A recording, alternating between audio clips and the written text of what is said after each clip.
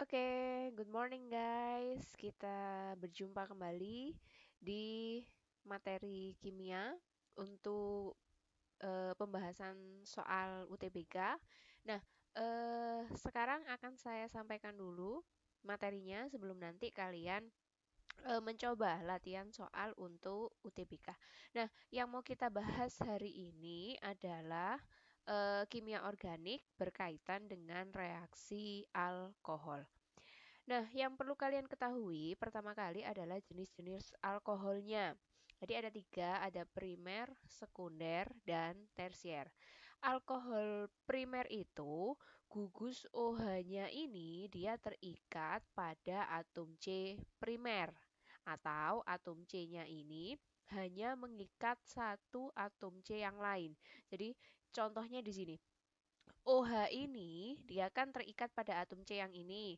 Nah, atom C yang ini hanya mengikat satu atom C yang lain.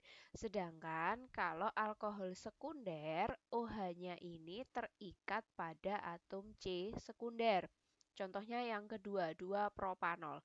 Jadi OH-nya ini kan terikat pada atom C yang berwarna kuning ini. Nah, atom C ini mengikat dua atom C yang lain. Itu yang kita sebut dengan alkohol sekunder. Kalau alkohol tersier, itu dia OH-nya nempel atau terikat pada atom C tersier. Jadi ini OH nempel di atom C yang tengah ini dan atom C ini mengikat satu, dua, tiga atom C yang lain. Nah, kenapa kita harus memahami dulu jenis-jenis alkoholnya? Karena pada reaksi oksidasi alkohol itu nanti dia dibagi menjadi beberapa bagian. Jadi, alkohol primer reaksi oksidasinya ada sendiri menjadi apa, kemudian alkohol sekunder juga begitu, tersier juga begitu. Nah, alkohol primer, sekunder, dan tersier bisa dioksidasi oleh beberapa senyawa. Contohnya di sini ada CrO3, K2CrO7, K2 Cr2O7 harusnya, KMNO4 dan O2. Nah, yang perlu kalian pahami adalah di sini. Jika alkoholnya adalah alkohol primer, maka oksidasinya akan menghasilkan aldehid. Ingat ya, jadi kalau ada alkohol primer, dia menjadi aldehid. Nah, jika aldehid ini dioksidasi kembali, maka dia akan menjadi asam karboksilat. Oke, di sini saya ada contoh. Jadi di sini ada alkohol, ya. Hasil dari oksidasi senyawa di samping adalah, nah kita lihat, OH ini kan nempel di atom C primer, maka dia adalah alkohol primer. Nah, kalau dia alkohol primer, oksidasinya akan menghasilkan aldehid. Oke. Maka OH ini dia akan berubah menjadi aldehid atau teroksidasi menjadi aldehid. Maka gugus OH-nya ini dia berubah menjadi gugus aldehid. C O rangkap 2H. Oke ya, jadi yang perlu diingat kalau alkohol primer dia akan menjadi aldehid. Yang kedua, kalau dia reaksinya adalah alkohol sekunder, dia akan menghasilkan keton atau alkanon. Jadi kalau alkohol sekunder dia akan oksidasinya menghasilkan keton. Contoh, di sini saya punya contoh.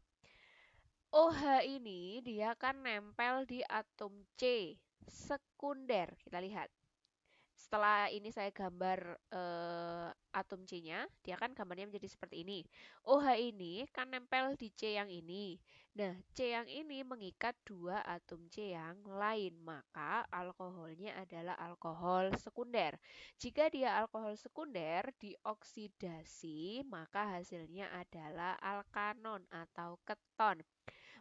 Oleh karena itu, OH-nya akan berubah menjadi gugus keton. Oke ya, bisa dilihat ya di sini ya.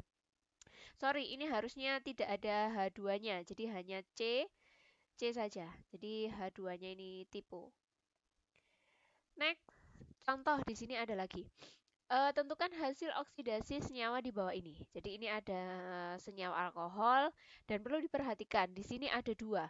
Yang ujung di sini dia adalah alkohol primer, sedangkan yang di tengah-tengah ini dia adalah alkohol sekunder. Jadi, yang primer dia akan menjadi aldehid di sini, dia jadi aldehid. Nah, yang sekunder dia akan menjadi keton. Jadi hati-hati, jika gugus OH-nya ada dua jenis, maka dia akan teroksidasi sesuai dengan jenisnya. Kalau primer menjadi aldehid, kalau sekunder menjadi keton. Nah, ada lagi di sini reaksi oksidasi sikloheksanol. Jadi alkoholnya dalam bentuk sikloheksanol. Dia gambarnya seperti ini. Nah, bisa kita lihat OH-nya ini nempel di atom C sekunder, maka dia adalah alkohol sekunder. Tadi kalau dia adalah alkohol sekunder, dia akan teroksidasi menjadi keton. Maka gugus OH-nya berubah menjadi gugus keton. Oke. Next, alkohol tersier. Kalau alkohol tersier dia tidak bisa teroksidasi. Oke, jadi yang bisa teroksidasi hanya alkohol primer dan alkohol sekunder. Nah, yang kedua yang akan kita pelajari adalah reaksi reduksi aldehid dan reaksi reduksi keton. Nah, yang pertama, aldehid jika dia direduksi, dia akan menjadi alkohol primer. Hati-hati. Jadi kalau ada aldehid direduksi menjadi alkohol primer. Sedangkan keton direduksi menjadi alkohol sekunder.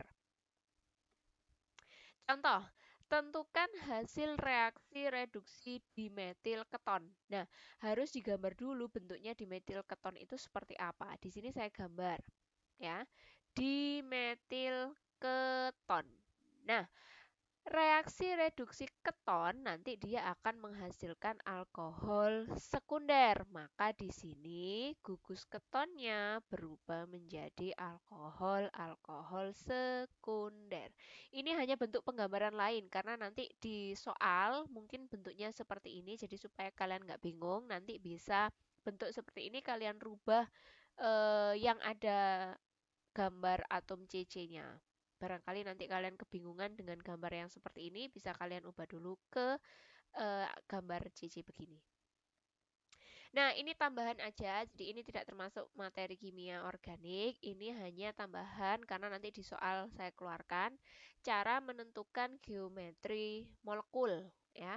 Yang pertama, atom pusatnya lambangkan dengan A, elektron yang berikatan kita lambangkan dengan X, kemudian domain elektron bebas kita lambangkan dengan E. Bisa pakai rumus ini yang sudah kalian pelajari. E sama dengan elektron valensi atom pusat dikurangi X dibagi 2. Nah, untuk menentukan geometri molekul, di sini kan ada tabel yang sudah saya sediakan. Jadi nanti bisa kalian cocokkan. Pasangan elektron ikatannya berapa, pasangan elektron bebasnya berapa, lalu kalian lihat nanti bentuknya dia apa. Oke ya, jadi cara menentukan bentuk molekul, kalian gambar dulu struktur Lewisnya, kemudian kalian tentukan PEI-nya berapa, PEB-nya berapa, lalu kalian bisa lihat tabel ini untuk melihat bentuknya. Nah, ini juga tambahan potensial sel standar. Jadi untuk menghitung E0 sel, itu kan rumusnya E0 katoda dikurangi E0 anoda. Nah, kalau nanti di soal ada pertanyaan, manakah logam yang mengendap lebih dulu di katoda? Maka kalian harus melihat nilai E0. Kalian cari E0-nya yang paling besar atau yang paling positif. Maka dia akan terlebih dahulu mengendap di katoda. Karena di katoda itu elektrodanya adalah yang memiliki E0 lebih besar. Sedangkan di anoda elektrodanya memiliki nilai E0 lebih kecil. Contoh di sini, kalau misalnya nanti ada Fe dan Ag, maka yang lebih dulu mengendap di katoda adalah Ag karena dia nilai potensial reduksinya lebih besar. Oke, jadi itu dulu materi yang saya sampaikan. Semoga untuk latihan soal yang akan kalian kerjakan bisa mendapatkan hasil yang maksimal. Terima kasih.